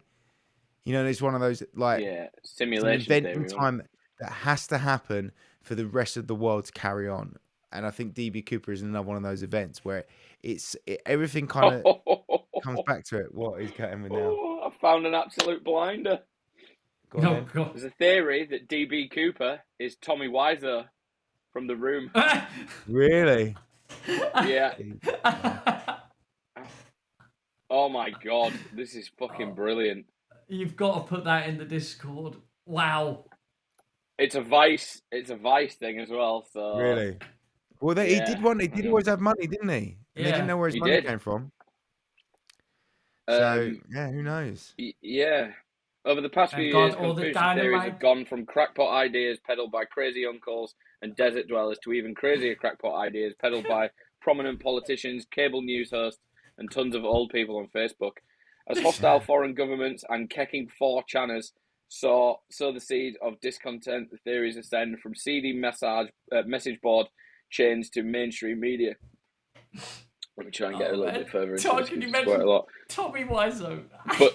But conspiracy theories have been a fact for life as long as anyone can remember, and not all of the outlandish ideas and rumours people believe are as harmful as, for instance, thinking a pizza parlour is a front for paedophiles. Oh my God. Where is this? Tommy Wiseau is DB Cooper. This one goes way back to 1971 when a man using the alias DB Cooper hijacked a plane with a briefcase bomb, forced to jet to land where he secured £200,000 in ransom cash. Blah, blah, blah, blah, blah, blah. Theories around Cooper's true identity, the best yet pegs him as a Hollywood foremost character with a murky past, Tommy Wiseau. Oh my God. No, it's just... So, What's the link, though? XKCD webcomic that laid out similarities between Cooper and the living meme. The theory was an instant crowd pleaser, and really, if you don't think about it too much, the room's author's fuzzy age, national origin, and mysterious wealth could possibly stem from a daring airborne heist. There's a video about it earlier, like it's in that I just thing. want to know how it links. Don't know if there's any truth. Yeah, it doesn't really say. There's a few others that are quite convincing, like Ted Mayfield, two amateur researchers named Daniel Dvorak and Matthew Myers proposed Mayfield as a suspect once again. They suggested that Mayfield called Himmelsbach not to offer advice but to establish an alibi. They also challenged Himmelsbach's conclusion that Mayfield could not possibly have found a phone in time to call the FBI less than 4 hours after jumping into the wilderness at night.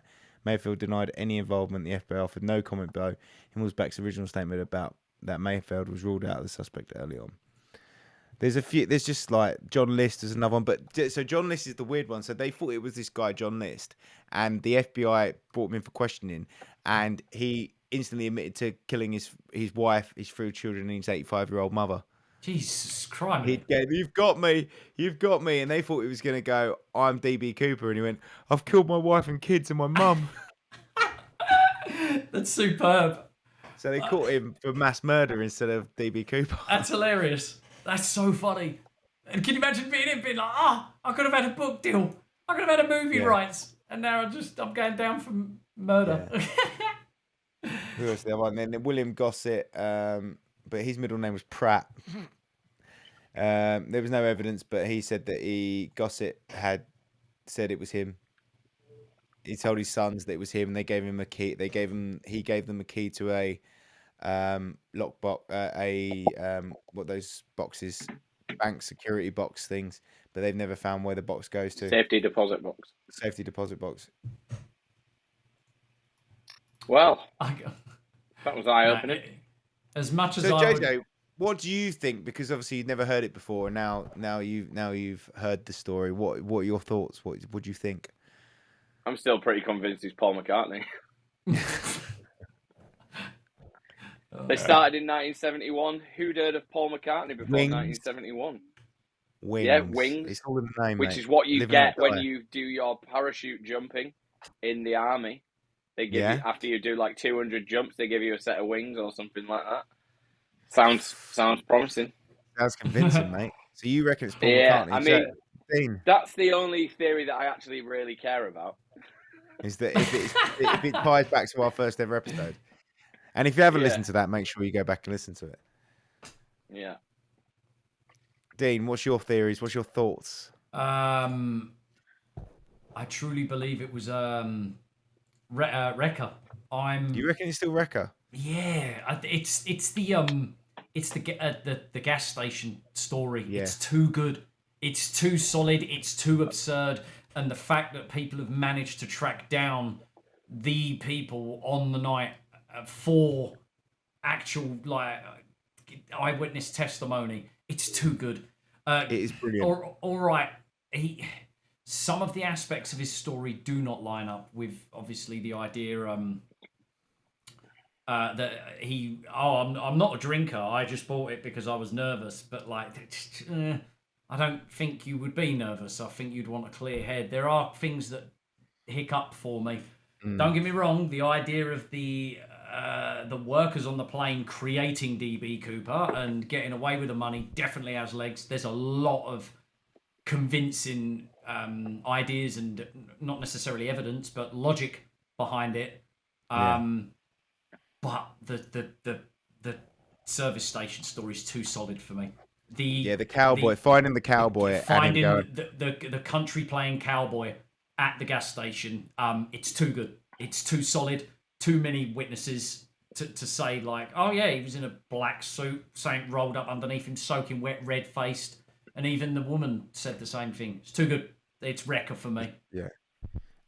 I want it to be Wrecker because it just feels right. Like the fact that they were able to, you know, apart from like I can understand actually why your story of on the plane doesn't line up because you're obviously more nervous, and then once you land, you're kind of like clear-headed.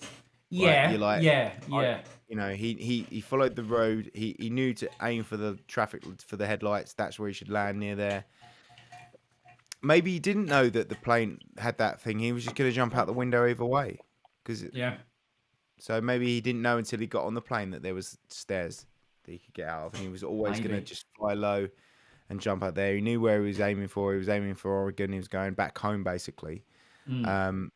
So I just don't know for that. I really wanted that. I was quite convinced that maybe the flight attendants did it all and the cockpit because, like I said, no one's seen him. No one knows. But yeah, it's such a good story, right? Yeah. Well, I guess we'll find out in 3 days, won't we? Yeah, see what Netflix has to say about it. Looking forward to that. Hopefully, it's on the. I'm sure it'll be on the American one. Which as well. one was right? We're like, we should have said it was him. We would have got it right. I'm pointing at Wrecker. I really You reckon am. Wrecker? Yep. I really reckon am. they're gonna go for Rackstraw on this Netflix thing. Yeah. I feel Yeah. like they're going to go for this LD Cooper because that's the one that seems to be That's the the most HBO popular one, one. isn't it? Yeah. Yeah. So, but then there's also William J. Smith is the newest one, so it might be that they go about. Yeah. Oh, look, the puppy's here. Yeah. Sorry, Rachel's got to get dinner ready, and he's a bit sleepy.